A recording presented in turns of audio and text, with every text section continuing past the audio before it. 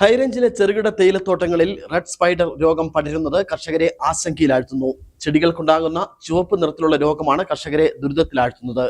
രോഗം ബാധിച്ചതോടെ കൊളുന്ത് ഉൽപാദനവും കുറഞ്ഞു. വൻ തുക കൊടുത്ത് കീടനാശിനി തളിച്ച് ചെടി സംരക്ഷിക്കാൻ ചെറുകിട കർഷകർക്ക് കഴിയാത്തതും തിരിച്ചടിയാകുന്നുണ്ട്.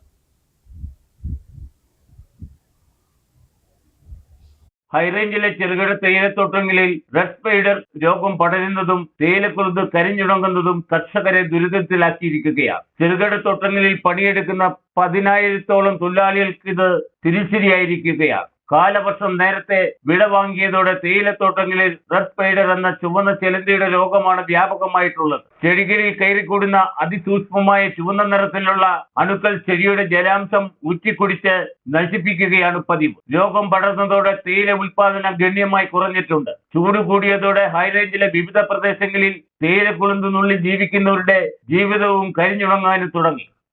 ഉണ്ടാകുന്നതാണ് റെഡ് സ്പൈഡറാണ് ഈ തേയിലയുടെ കൊണ്ടാകുന്ന രോഗം. അത് മാറണമെന്നുണ്ടെങ്കിൽ അതിന് പ്രത്യേക മരുന്നുകൾ കഴിക്കാം. ആ മരുന്നിനൊക്കെ 12,000 രൂപ കൊടുക്കണം ഒരു ലിറ്ററിന്. ആ മരുന്ന് വാങ്ങി എല്ലാവർക്കും അടിക്കാനുള്ള ശേഷിയൊന്നുമില്ല. അതുകൊണ്ട് അങ്ങനെ ഈ തേയില ഇതിൻ്റെ കട്ടലയാണ് തിന്നുന്നത്. ഇതൊരു വൈറസാണ്. അത് മാറണമെന്നുണ്ടെങ്കിൽ സാധാരണയായിട്ട് വേനൽക്കാലങ്ങളിലാണ് ഇതുണ്ടാകാറുള്ളത്.